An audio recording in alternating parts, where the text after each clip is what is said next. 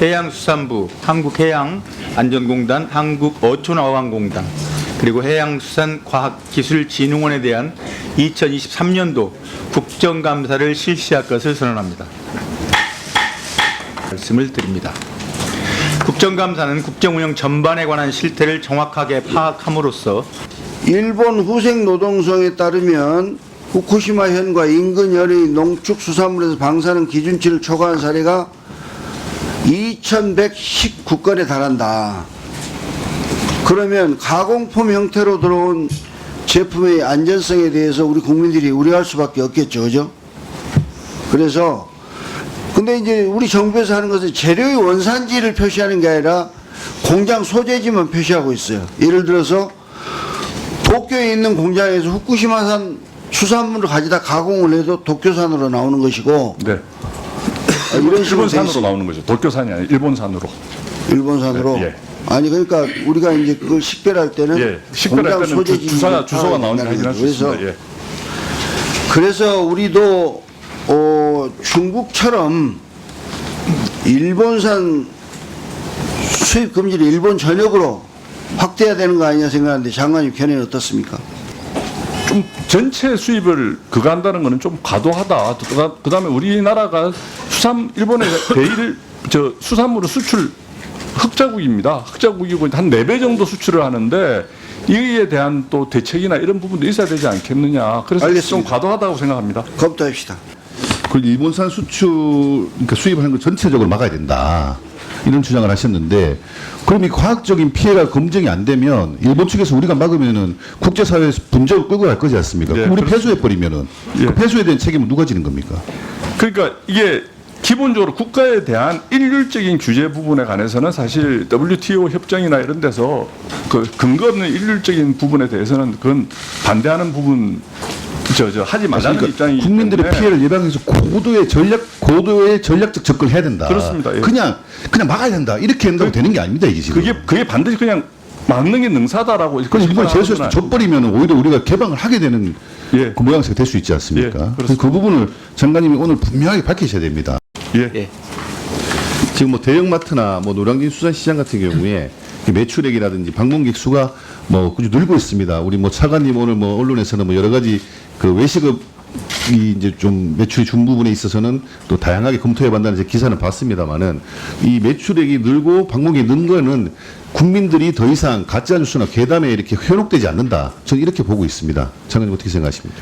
예, 뭐 정부에서 소비 활성화를 위해서 열심히 노력한 측면도 있고 우리 국회에서도 역시 열심히 국민들한테 우리 수산물 안전에 대해서 홍보하고 또 우리 국민들이 이용해 주시고 우리 또 기업체들이 또 선물이나 이런 데서 다 활용해 주셔서 안전성에 대한 홍보가 충분히 됐다고 생각을 합니다. 결국 과학이 괴담을 이기는 겁니다. 그렇습니다. 우리 해수부에서 과학적으로 국민들한테 설명해 주시기를 부탁을 드리겠습니다. 예. 지금 오염수가 안전하다는 정부의 홍보와 달리 실상은 그렇지 않다고 보입니다. 지금 일본 후생 노동성 자료를 분석해 보니까 일본 후쿠시마현을 비롯한 인근 14개 현 여기서 방사능 기준치를 초과한 농축수산물 매년 검출되고 있고 규모만 2,400건에 달합니다. 또 농림수산성산의 수산청이 실시하고 있는 수산물 샘플링 검사에서도 방사능 기준치를 초과한 수산물이 200건에 달하고 있습니다. 또 기준치로 우리가 설정하고 있는 100베크렐까지는 아니더라도 50베크렐을 초과하는 수산물도 761건에 이른다고 통계가 나와 있습니다. 지금 이 도표에서 보면 일본 후쿠시마현 등 인근 14개 현에 방사능 초과 검출 농축수산물 현황입니다. 이런 내용으로 볼 때 방사능 기준치를 초과한 일본 농수산물이 지금도 검출되고 있는데 단순히 알프스를 통해서 모든 게 다 처리되니까 이상이 없다 이렇게 얘기하고 있는 것이 나는 국민을 기망하는 게 아닌가 이런 생각이 든다 이런 말씀을 드립니다. 또 우리 존경하는 윤재갑 의원님, 주철현 의원님도 말씀을 계셨는데 수산물 가공품 이 부분과 관련해서 의회에서 들어와도 사실은 규제할 수가 없습니다. 또 막을 방법도 없습니다. 직구매도 가능합니다. 제가 이게 후쿠시마 현의 청어입니다. 외양상으로 보면 실제 실물과 비슷하잖아요. 뭐 훈제 비슷한 약품 처리만 한 건데 이게 인터넷에 의해서 직구매합니다. 통조림 이거 다 직구매해서 저희 의원실에서 받은 거예요. 그러면 이와 같은 내용들이 버젓이 우리가 수입 금지한다고 그러면서 우리 식탁에 들어옵니다. 우리 장관은 뭐 건별 전수조사 다 해서 현실적으로 뭐 이거 하는 게 어렵다 이렇게 답변하던데 이런 내용들 제가 직구매하는데 이거 건별로 우리 국내에서 조사했습니까? 그 직구 부분에 관해서는 사실 의원님 더 잘 아시겠습니다만 뭐 저튼 직구든 정부에서 그 내용을 사실상 점검하거나 보완하거나 규제할 수 없으면서 일견 정부가 가지고 있는 제도상 운영되는 것만으로 되는 것처럼 이렇게 포장하는 것은 적절치 않다.